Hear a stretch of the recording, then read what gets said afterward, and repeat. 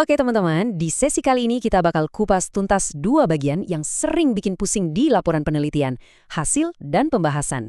Nah, disinilah letak jantung penelitian kalian, jadi ayo kita bikin bagian ini jadi yang paling keren.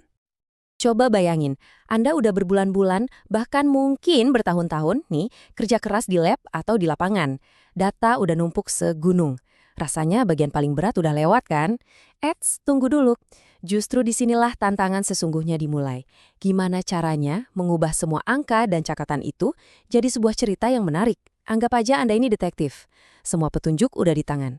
Sekarang, tugas Anda adalah menyusunnya dan yang paling penting, menjelaskan apa arti dari semua itu. Nah, untuk menyajikan kasus penelitian Anda dengan meyakinkan, kita harus paham peran dua saksi kunci ini. Ada bagian hasil dan ada bagian pembahasan. Keduanya ini kayak duo detektif yang nggak bisa dipisahkan. Mereka bekerja bareng untuk menceritakan kisah lengkap penelitian Anda. Dari bukti-bukti mentah sampai ke kesimpulan yang aha gitu. Oke, kita bikin simpel ya. Kalau ada satu hal yang harus banget Anda ingat dari obrolan kita hari ini dia. Bagian hasil itu tugasnya cuma satu, menjawab apa yang Anda temukan, titik. Sementara bagian pembahasan, nah ini dia yang lebih dalam, tugasnya menjawab terus apa artinya. Paham bedanya? Ini aja udah setengah jalan menuju sukses loh. Oke, kita bedah satu-satu ya. Pertama, bagian hasil. Anggap aja ini kayak ruang sidang. Di sini tugas Anda adalah memaparkan semua barang bukti, yaitu data Anda, sejelas-jelasnya tanpa ada opini pribadi. Tujuannya cuma satu, tunjukkan ke pembaca apa yang Anda temukan. Belum ngomongin kenapanya ya, cuma apanya dulu. Jadi kalau mau dijelasin secara resmi, bagian hasil itu ya tempatnya Anda melaporkan temuan penelitian secara terstruktur. Kata kuncinya di sini, objektif. Nggak ada ruang buat menurut saya atau kayaknya sih nggak ada. Di sini Anda murni jadi juru bicara data. Apa kata data? Itu yang Anda tulis. Nah, biar lebih gampang dicerna, biasanya kita pakai tabel atau gambar.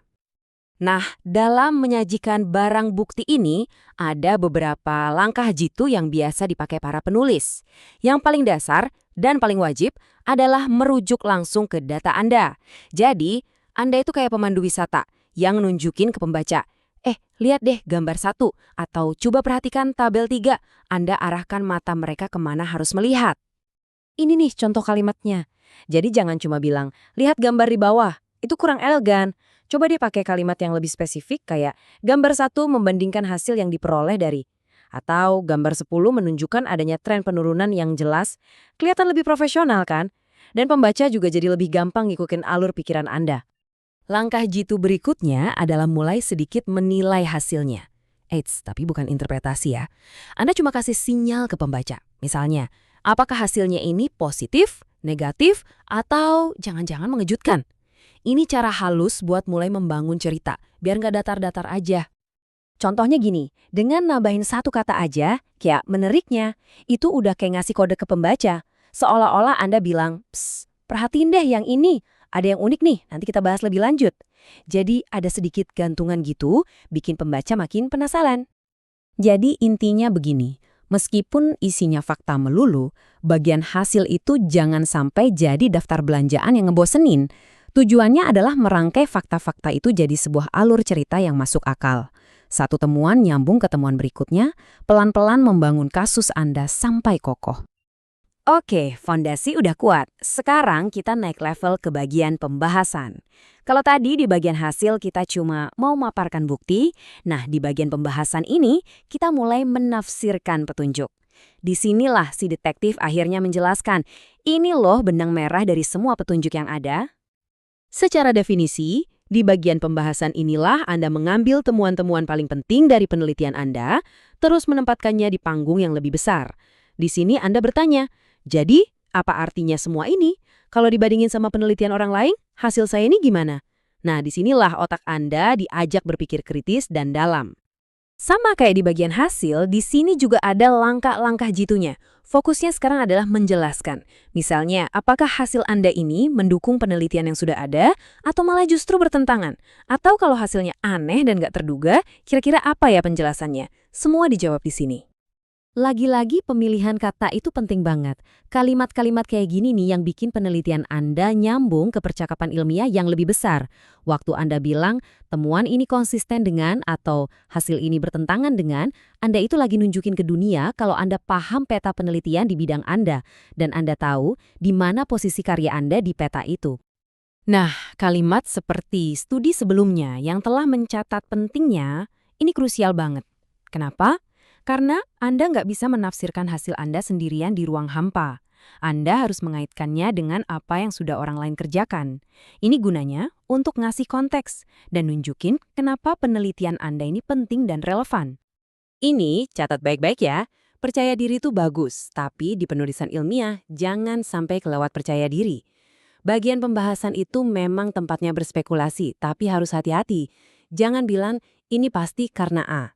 Lebih aman dan lebih bijak kalau Anda pakai bahasa yang lebih rendah hati, kayak hal ini mungkin disebabkan oleh, atau temuan ini menunjukkan. Ingat, ini interpretasi Anda, bukan kebenaran mutlak. Oke, kita udah tahu isinya apa aja. Sekarang pertanyaannya, gimana cara menyusunnya? Ternyata, nggak cuma ada satu cara loh. Dan pilihan struktur ini bisa sangat mempengaruhi gimana pembaca menerima cerita penelitian Anda. Umumnya, ada 3 pola organisasi yang paling sering dipakai. Pertama, yang paling klasik, bagian hasil dulu, baru setelah itu bagian pembahasan. Kedua, digabung. Jadi Anda sajikan satu hasil, langsung dibahas. Sajikan hasil kedua, langsung dibahas lagi. Kita terus. Dan yang ketiga, dipisah jadi 3. Hasil sendiri, pembahasan sendiri, dan kesimpulan sendiri. Terus pilih yang mana dong? Nah, ini bukan soal selera ya, tapi soal strategi. Setiap bidang ilmu punya kebiasaannya masing-masing. Jurnal juga kadang punya aturan sendiri. Penelitian yang hasilnya banyak dan rumit mungkin lebih enak dibaca kalau pakai struktur gabungan. Mau tips paling jitu? Coba deh intip artikel-artikel lain di jurnal yang Anda tuju. Lihat mereka pakai gaya yang mana. Baiklah, sekarang saatnya kita tarik kesimpulan.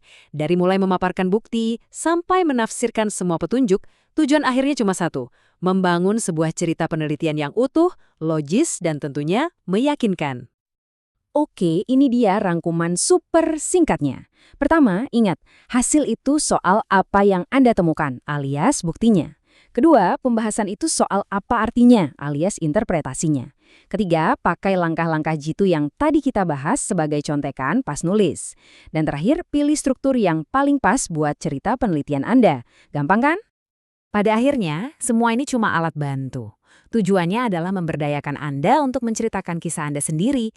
Anda yang sudah kerja keras, Anda yang sudah punya datanya, sekarang Anda juga sudah punya senjatanya untuk menyajikan cerita itu dengan kuat. Jadi pertanyaannya sekarang kembali ke Anda, cerita hebat apa yang sebenarnya tersembunyi di dalam data Anda?